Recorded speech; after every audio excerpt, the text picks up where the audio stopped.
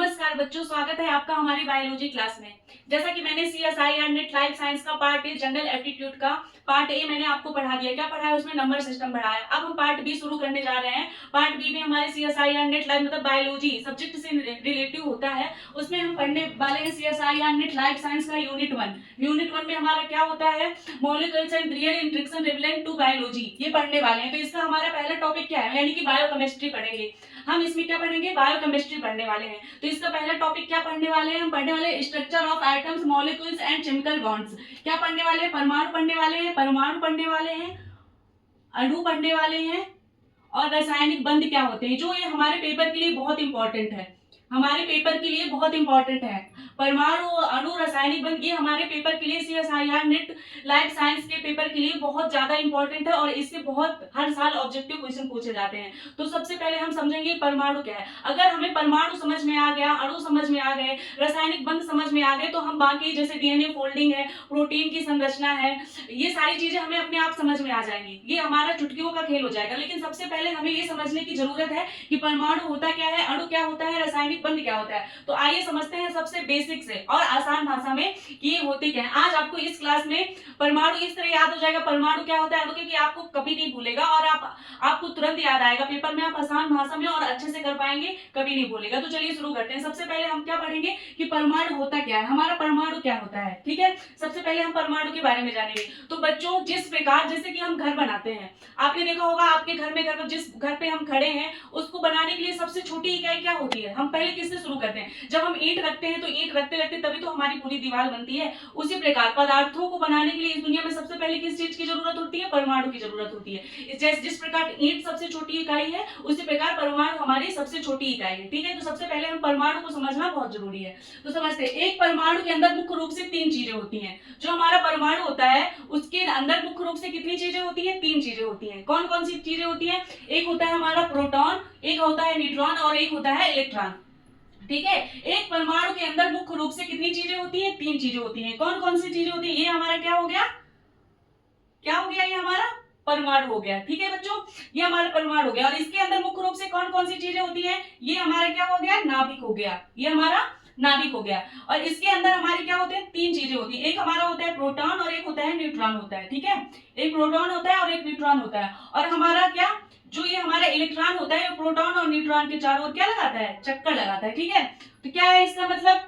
एक आइटम के अंदर मुख्य रूप से 3 चीजें होती है, एक प्रोटॉन होता है, एक न्यूट्रॉन होता है और एक इलेक्ट्रॉन होता है। इसके केंद्र में एक भारी नाभिक होता है। ये हमारा क्या हो गया? नाभिक हो गया। इसके केंद्र में एक भारी नाभिक होता है जिसमें प्रोटॉन और न्यूट्रॉन बैठे रहते हैं। ये देखो, हमारे ये प्रोटॉन हो गया और ये न्यूट्रॉन हो गया। इस नाभिक के अंदर हमारे प्रोटॉन और न्यूट्रॉन क्या होते हैं? बैठे रहते हैं। ठीक है, और इलेक्ट्रॉन इसके चारों ओर चक्कर लगाता है। जो हमारा इलेक्ट्रॉन है ये ऐसे ऐसे क्या करता है? इसके चारों ओर चक्कर लगाता है। हमारा इलेक्ट्रॉन इसके चारों ओर चक्कर लगाता है। अब समझेंगे कि प्रोटॉन में कौन सा चार्ज होता है, न्यूट्रॉन में कौन सा चार्ज होता है, इलेक्ट्रॉन में। तो प्रोटॉन में हमारा क्या होता है? पॉजिटिव चार्ज होता है। न्यूट्रॉन क्या होता है? हमारा न्यूट्रल होता है, इसमें कोई चार्ज नहीं होता। न्यूट्रॉन हमारा क्या होता है? न्यूट्रल होता है, इसमें कोई चार्ज नहीं होता। और इलेक्ट्रॉन में क्या होता है? निगेटिव चार्ज होता है। इलेक्ट्रॉन में हमारा क्या होता है? निगेटिव चार्ज होता है। अब आप क्या सोचते होंगे कि ये परमाणु है, ये परमाणु अकेले क्यों नहीं रहते? ये आपस में जुड़कर अणु क्यों बनाते हैं? ये जो हमारे परमाणु हैं, ये आपस में अकेले क्यों नहीं रहते? ये आपस में जुड़कर अणु क्यों बनाते हैं? ये आपके मन में ये सवाल आ रहा होगा कि ये परमाणु हमारे जो अकेले क्यों नहीं रहते हैं? ये आपस में जुड़कर, जैसे कि हमारे परमाणु हो गए, C हो गया, H हो गया, O हो गया, N हो गया, ये हमारे क्या है? परमाणु है।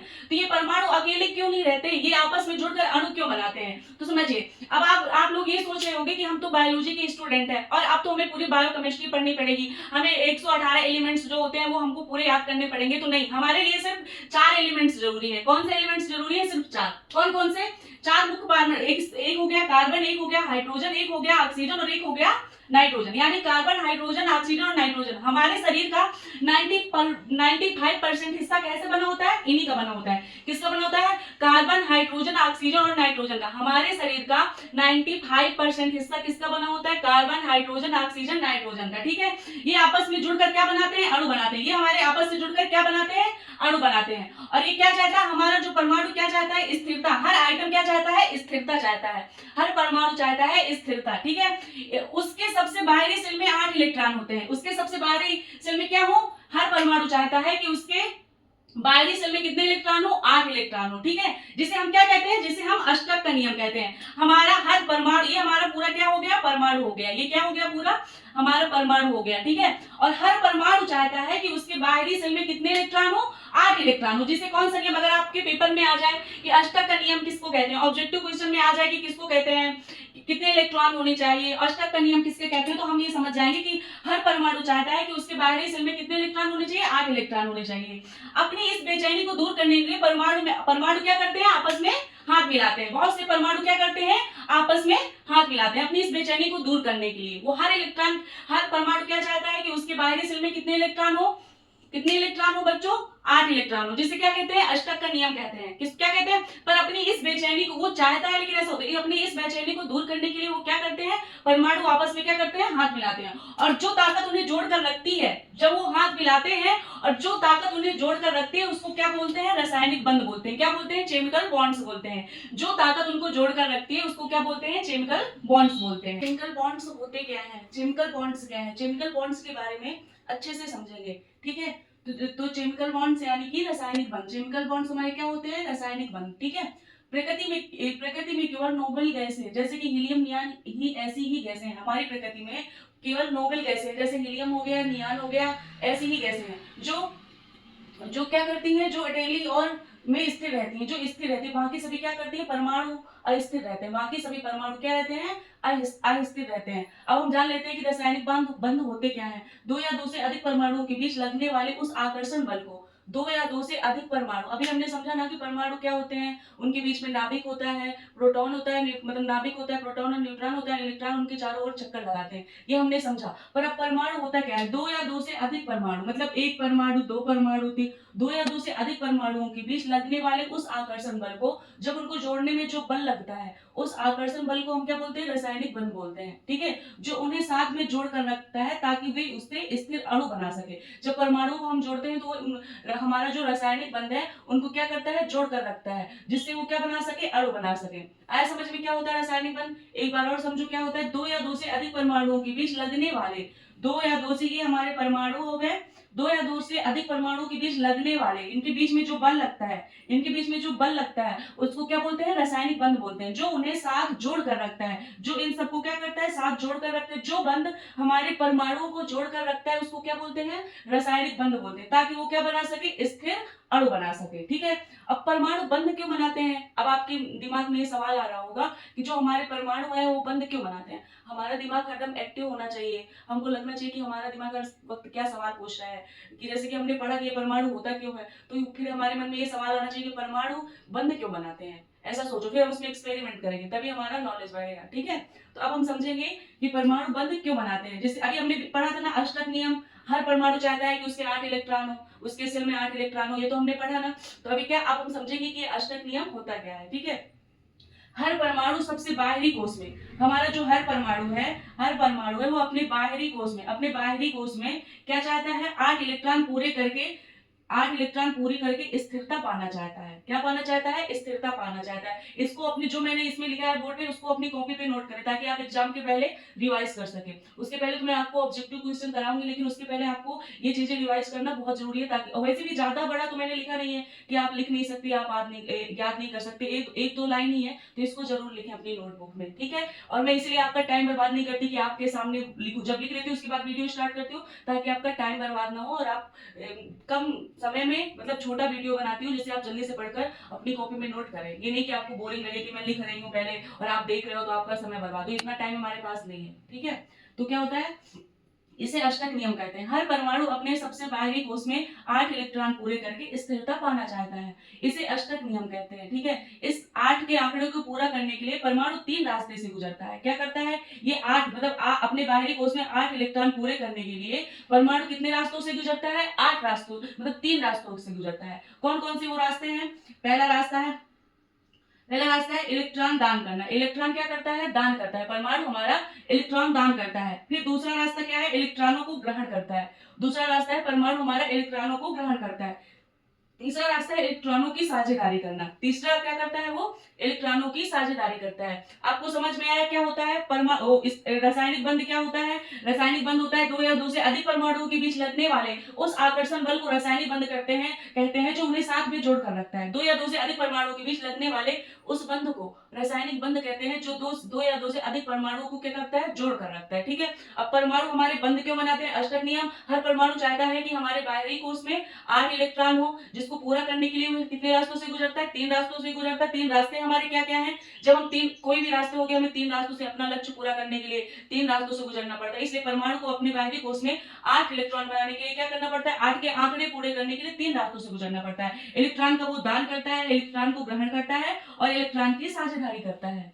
रासायनिक बंधों के प्रकार, रासायनिक बंध हमारे कितने प्रकार के होते हैं? अब हम ये समझेंगे कि हमारे जो रासायनिक बंध है, उसको नोट कर लेना नोटबुक में। अब हम समझेंगे कि जो हमारे रासायनिक बंध हैं वो कितने प्रकार के होते हैं। रासायनिक बंध मुख्य रूप से 2 बड़ी श्रेणियों में बांटा गया है। लाइफ साइंस और बायोकेमिस्ट्री के आधार पर रासायनिक बंध को मुख्य रूप से कितनी श्रेणियों में बांटा गया है? 2 श्रेणियों में बांटा गया है। रासायनिक बंधों को मुख्य रूप से 2 बड़ी श्रेणियों में बांटा गया है। पहले रासायनिक बंध क्या है? मजबूत बंध, स्ट्रॉन्ग बॉन्ड्स। पहले रासायनिक बंध को क्या बोलते हैं? मजबूत बंध, यानी कि स्ट्रॉन्ग बॉन्ड्स है, जो एक ही मॉलिक्यूल के अंदर परमाणुओं को जोड़ता है। जो हमारा जो मजबूत बंध वो होता है जो एक ही मॉलिक्यूल के अंदर परमाणुओं को जोड़ता है, वो हमारा होता है मजबूत बंध। और कमजोर बॉन्ड यानी कि वीक बॉन्ड्स कौन सा होता है? जो 2 अलग-अलग मॉलिक्यूल, मतलब जो दो अलग-अलग अणुओं को एक बड़े प्रोटीन डीएनए अलग-अलग हिस्सों में लगते हैं, जिनके 2 अलग-अलग अणु और प्रोटीन और डीएनए अलग-अलग हिस्सों में लगते हैं, उसको क्या बोलते हैं? कमजोर बॉन्ड्स बोलते हैं, कमजोर बंध बोलते हैं। ठीक है, अब हम समझेंगे कि हमारे मजबूत बंध क्या होते हैं। अब सबसे पहले हम मजबूत बंधों के बारे में समझेंगे।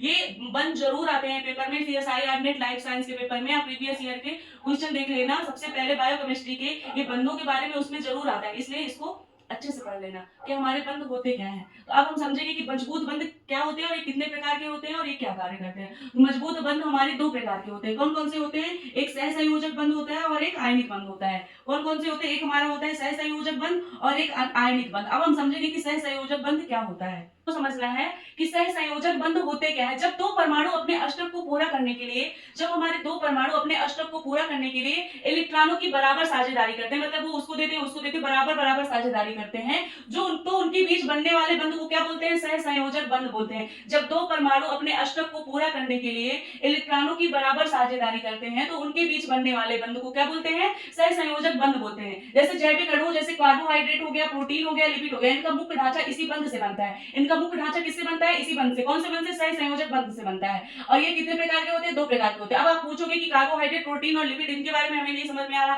कि ये इनका मुख्य ढांचा इससे। तो अभी मैं आपको इस क्लास के बाद और अगली क्लास में आपको पढ़ाऊंगी कि कार्बोहाइड्रेट और प्रोटीन और लिपिड में सहसंयोजक बंध का ढांचा कैसे बनता है और कैसे प्रमुख होता है, ये चीज हम समझेंगे। अभी के लिए हमें समझना है कि सहसंयोजक बंध होते क्या है। सबसे पहले हमारा ये जानना जरूरी है कि ये सहसंयोजक बंध क्या होते हैं। ठीक है, जब 2 परमाणु अपने अष्टक को पूरा करने के लिए इलेक्ट्रॉनों की बराबर साझेदारी करते हैं, तो उनके बीच बनने वाले बंध को क्या बोलते हैं? सहसंयोजक बंध बोलते हैं। ठीक है, ये कितने प्रकार के होते हैं? ये 2 प्रकार के होते हैं। पहला होता है अध्रुवीय बंध। अध्रुवीय बंध क्या होता है? पहले हम अध्रुवीय बंध के बारे में समझ लेते हैं। जब 2 परमाणु की इलेक्ट्रॉन खींचने की क्षमता बराबर होती है। अब जैसे कि दोनों तरफ कोई रस्सी खींचा है, तो उधर उस तरफ भी ताकतवर इंसान है, इस तरफ भी ताकतवर इंसान है, तो दोनों बराबर रस्सी खींचेंगे ना। तो ये क्या बोल रहा है? ये बोल रहा है जब 2 परमाणु के इलेक्ट्रॉन खींचने की क्षमता बराबर होती है, तो इलेक्ट्रॉन के बीच में बनने वाले इनके बीच में जो बंध रहता है, वे कौन सा बंध रहता है? अध्रुवीय बंध रहता है। जब 2 परमाणु के इलेक्ट्रॉन खींचने की क्षमता बराबर होती है, तो उनके बीच हमारा क्या रहता है? अध्रुवीय बंध रहता है। जैसे मीथेन हो गया CH4 और ये जिसमें -H बंध बनता है। ठीक है, क्या होता है? जब दोनों परमाणु के इलेक्ट्रॉन खींचने की क्षमता बराबर होती है, तो इनके बीच अध्रुवीय बंध बनता है। ठीक है,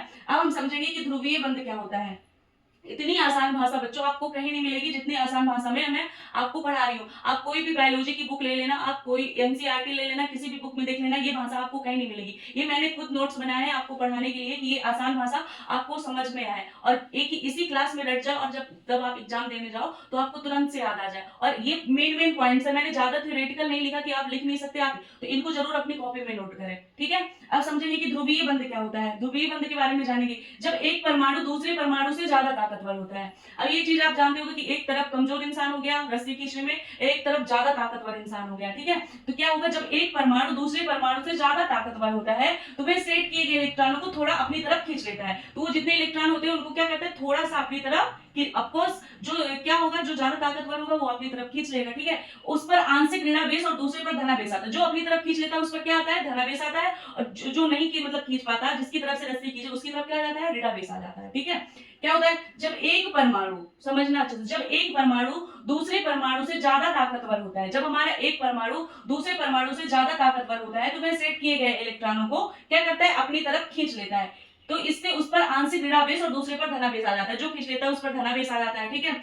तो उनके बीच क्या रहता है, ध्रुवीय बंध रहता है। जैसे कि पानी H2O, उसमें ऑक्सीजन और हाइड्रोजन बंध को देख लेते हैं। उसमें क्या देख लेते हैं, हाइड्रोजन और ऑक्सीजन बंध को देख लेते हैं। एक तरफ क्या रहता है, प्लस रहता है, और एक तरफ क्या रहता है, माइनस रहता है। जैसे पानी H2O में ऑक्सीजन और हाइड्रोजन बंध, ठीक है। समझ में आया आपको। सहसंयोजक बंध क्या होता है, सहसंयोजक बंध दो प्रकार के होते हैं, एक अध्रुवीय और ध्रुवीय। एक बार और समझ लो, जब दो परमाणु अपने अष्टक को पूरा करने के लिए, जब हमारे दो परमाणु अपने अष्टक को पूरा करने के लिए इलेक्ट्रॉनों की बराबर बराबर साझेदारी करते हैं, तो उनके बीच बनने वाले बंध को क्या बोलते हैं, सहसंयोजक बंध बोलते हैं। ये कितने प्रकार के होते हैं, ये दो प्रकार के होते हैं, अध्रुवीय बंध और एक ध्रुवीय बंध। अध्रुवीय बंध क्या होते हैं, जब दोनों परमाणु के इलेक्ट्रॉन खींचने की क्षमता बराबर होती है, तो इनके बीच कौन सा बंध बनता है, अध्रुवीय बंध बनता है। और ध्रुवीय बंध क्या होता है, जब एक परमाणु दूसरे परमाणु से क्या होता है, ज्यादा ताकतवर होता है। हमारा जब एक परमाणु दूसरे परमाणु से ज्यादा ताकतवर होता है, वह सेट किए गए इलेक्ट्रॉनों को अपनी तरफ क्या करता है, थोड़ा खींच लेता है। तो उस पर क्या होता है, आंशिक ऋणावेश और दूसरे पर आंशिक धनावेश आ जाता है। जैसे H2O, जिसमें ऑक्सीजन और हाइड्रोजन हो गया, ठीक है। आयनिक बंध, आयनिक बंध क्या होता है, यह बंध इलेक्ट्रॉनों की साझेदारी से नहीं बल्कि पूर्ण स्थानांतरण से बनता है। हमारा जो आयनिक बंध है वो कैसे बनता है, यह बंध इलेक्ट्रॉनों की साझेदारी से नहीं बल्कि पूर्ण स्थानांतरण से बनता है। आयनिक बंध क्या करता है, एक धातु परमाणु इलेक्ट्रॉन दान करके धनायन बनाता है। इसमें एक परमाणु इलेक्ट्रॉन दान करके क्या बनाता है, धनायन बनाता है, और दूसरा अधातु परमाणु, एक धातु परमाणु इलेक्ट्रॉन दान करके धनायन बनाता है, दूसरा अधातु परमाणु उस इलेक्ट्रॉन को लेकर क्या बनाता है, ऋणायन बनाता है। जो हमारा आयनिक बंध होता है वो कैसा होता है, यह बंध इलेक्ट्रॉनों की साझेदारी से नहीं बल्कि कैसे बनता है, पूर्ण स्थानांतरण से बनता है। यह बंध इलेक्ट्रॉनों की साझेदारी से नहीं बल्कि पूर्ण स्थानांतरण से बनता है। एक धातु परमाणु इलेक्ट्रॉन दान करके क्या बनाता है, धनायन बनाता है, और दूसरा अधातु परमाणु उस इलेक्ट्रॉन को लेकर क्या बनाता है, ऋणायन बनाता है। अब जब ये दोनों विपरीत आवेशों के बीच तीव्र स्थिर विद्युत आकर्षण बल काम करता है, जो इन विपरीत आवेशों, जो धनायन और ऋणायन के बीच में क्या करता है, तीव्र स्थित विद्युत आकर्षण बल कार्य करता है, उसे ही क्या बोलते हैं, आयनिक बंध बोलते हैं। ये भी बहुत इंपॉर्टेंट है बच्चों, पेपर के लिए जरूर आता है, तो इसको भी नोट कर लेना कि हमारा आयनिक बंध होता क्या है। दोनों विपरीत आवेशों के बीच जो तीव्र स्थिर विद्युत आकर्षण बल काम करता है उसे क्या बोलते हैं, आयनिक बंध बोलते हैं, ठीक है। उदाहरण के लिए नमक हो गया NaCl, ठीक है। तो Na में क्या रहता है, पॉजिटिव चार्ज रहता है, ये अपना एक इलेक्ट्रॉन क्लोरीन Cl को पूरी तरह दे देता है, तो उसमें क्या आ जाता है, क्लोरीन में निगेटिव चार्ज आ जाता है, ठीक है। एक बार और समझ लेते हैं, यह बंध इलेक्ट्रॉनों की साझेदारी से नहीं बल्कि अपने पूर्ण स्थानांतरण से बनता है। ये क्या करता है, ये एक धातु परमाणु इलेक्ट्रॉन दान करके धनायन बनाता है। जैसे Na ने क्लोरीन को अपना एक इलेक्ट्रॉन दिया, तो Na ने क्या बनाया, धनायन बनाया, ठीक है। और इसमें दूसरा अधातु परमाणु उसे इलेक्ट्रॉन लेकर क्या बनाता है, ऋणायन बनाता है। जैसे क्लोरीन ने ले लिया एक इलेक्ट्रॉन, तो उसने क्या बना दिया, ऋणायन बना दिया, ऋणावेश आ गया, उसमें निगेटिव चार्ज आ गया। अब इनके बीच में जो क्या बनता है, तीव्र स्थिर विद्युत आकर्षण बल बनता है, उसको ही हम क्या बोलते हैं, आयनिक बंध बोलते हैं। उदाहरण तो आपने समझ ही लिया, NaCl अपना एक इलेक्ट्रॉन क्लोरीन को देकर पूरी तरह से क्या करता है, साझेदारी करता है। अब हमने ये समझ लिया रासायनिक बंध कितने प्रकार के होते हैं। अब हमने जो क्या था, सहसंयोजक बंध था वो समझ लिया। अब हमने आयनिक बंध समझ लिया। अब हमको क्या पढ़ना है, कमजोर बंध समझना है, उसके कितने प्रकार होते हैं, ठीक है। कमजोर बंध, यद्यपि ये बंध अकेले में कमजोर होते हैं, मतलब ये बंध क्या रहते हैं, अकेले में कमजोर रहते हैं, खुद को क्या समझते हैं, अकेले में कमजोर समझते हैं, ठीक है। लेकिन जैविक प्रणालियों में क्या होते हैं, जैसे डीएनए का डबल हेलिक्स हो गया और प्रोटीन की 3D संरचना हो गई। अभी मैं डीएनए का डबल हेलिक्स मॉडल और क्या हेलिक्स और प्रोटीन की 3D संरचना आपको समझाऊंगी, ठीक है। लेकिन अभी आप इतना समझो कि कमजोर बंध होते क्या है। यद्यपि ये बंध अकेले में कमजोर होते हैं, लेकिन जैविक प्रणालियों में क्या होते हैं, जैसे कि डीएनए का डबल हेलिक्स प्रोटीन की 3D संरचना को स्थिरता देने में इनकी महत्वपूर्ण भूमिका होती है। इनकी सबसे बड़ी भूमिका होती है 3D संरचना में, और प्रोटीन की 3D संरचना में, और डीएनए के डबल हेलिक्स मॉडल में, ठीक है। क्या होता है, यद्यपि ये बंध अकेले में तो कमजोर होते हैं, लेकिन जैविक प्रणालियों में क्या होते हैं, मैक्रोमोलिक्यूल्स में, जैसे डीएनए का डबल हेलिक्स हो गया और प्रोटीन की 3D संरचना होगी, इसकी स्थिरता बनाने में इनकी सबसे बड़ी भूमिका होती है, ठीक है। अब ये कितने प्रकार के होते हैं, ये 3 प्रकार। हमारे कमजोर बंध कितने प्रकार के होते हैं, 3 प्रकार के होते हैं। एक हाइड्रोजन बंध हो गया, एक वांडर वाल्स बंध हो गया, और एक हाइड्रोफोबिक हो गया, ठीक है। कितने होते हैं, 3 होते हैं। बच्चों पहले हम ये पढ़ेंगे, इसके बाद शाम को एक क्लास आएगी जिसमें आपको इसके 20 ऑब्जेक्टिव क्वेश्चन रहेंगे, ताकि हमें ये पूरा रिवाइज हो जाए। इसके लिए मैं आपके लिए ऑब्जेक्टिव क्वेश्चन भी लाऊंगी, जिससे जो पेपर के लिए बहुत इंपॉर्टेंट है, और CSIR में जिस टॉपिक से हर साल क्वेश्चन आते हैं उसके लिए मैं ऑब्जेक्टिव क्वेश्चन हमें 1 मंथ में पूरा करना है। पार्ट ए और जनरल एप्टीट्यूड भी पूरा करना है, और सब्जेक्ट से लाइफ साइंस का भी पूरा सिलेबस पूरा करना है, जल्दी जल्दी पूरा करना है। इसलिए ऑब्जेक्टिव क्वेश्चन भी हमें रिवाइज करना बहुत जरूरी है। उसके बाद उसकी पार्ट ए की क्लास आएगी, फिर उसके ऑब्जेक्टिव क्वेश्चन, मतलब 2 क्लास रहेंगी, एक पार्ट ए की और एक पार्ट बी की। उसके बाद 2 क्लासें रहेंगी ऑब्जेक्टिव क्वेश्चन की। ठीक है, एक दिन में हमें इतना पूरा करना है। ठीक है, तो अब हम समझते हैं कि हमारा हाइड्रोजन बंध क्या होता है। कमजोर बंध में हमारा क्या आता है, हाइड्रोजन बंध आता है। आपने नाम तो सुना ही होगा।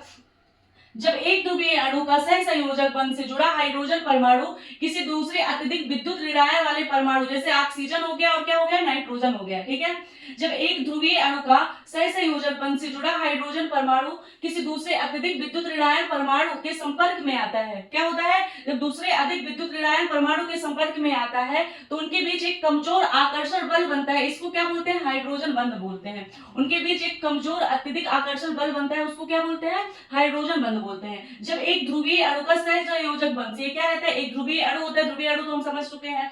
एक ध्रुवीय अणु का सहसंयोजक बंध भी समझता है, संयोजक बंध से जुड़ा एक हाइड्रोजन परमाणु किसी दूसरे अत्यधिक विद्युत ऋणायन वाले परमाणु, जैसे ऑक्सीजन हो गया और क्या हो गया, नाइट्रोजन के संपर्क में आता है। क्या होता है, उसके संपर्क में आता है, तो उनके बीच एक कमजोर आकर्षण बल बनता है, उसको क्या बोलते हैं, इसे ही हम हाइड्रोजन बंध बोलते हैं। हमारे पेपर में आता है कि हाइड्रोजन बंध क्या बोलते हैं, किसके बीच में लगता है, तो हमको ये पता होना चाहिए। अब पढ़ेंगे वैन डर वाल्स बंध क्या होता है। ये सबसे कमजोर और बहुत कम दूरी पर काम करने वाला बल होता है। आपके पेपर में आएगा कि सबसे कमजोर बंध कौन सा होता है, और ऑप्शन में लिखा होगा हाइड्रोजन बंध, वैन डर वाल्स बंध, हाइड्रोफोबिक, तो आपको क्या लिखना है, वैन डर वाल्स बंध लिखना है। ये सबसे कमजोर बंध होता है और कम दूरी पर काम करने वाला बल है। जब दो न्यूट्रल परमाणु एक दूसरे के पास आते हैं, तो उनके बीच इलेक्ट्रॉन क्लाउड में असंतुलन के कारण बहुत हल्का सा आकर्षण पैदा होता है,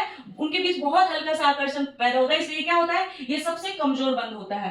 वैन डर वाल्स बंध क्या होता है, सबसे कमजोर बंध होता है। अब पढ़ेंगे हम हाइड्रोफोबिक इंटरेक्शन क्या होता है। ये कोई वास्तविक रासायनिक बंध नहीं है, ठीक है, क्या है, कोई वास्तविक रासायनिक बंध नहीं है, लेकिन ये प्रवृत्ति, इसकी प्रवृत्ति क्या होती है, पानी में करने वाले, यानी अध्रुवीय अणु पानी के अणुओं के बीच दूर भागते हैं और आपस में एक गुच्छा बनाते हैं, उसी को क्या बोलते हैं, हाइड्रोफोबिक बंध बोलते हैं। ये कोई वास्तविक रासायनिक बंध नहीं है, बल्कि एक प्रवृत्ति है।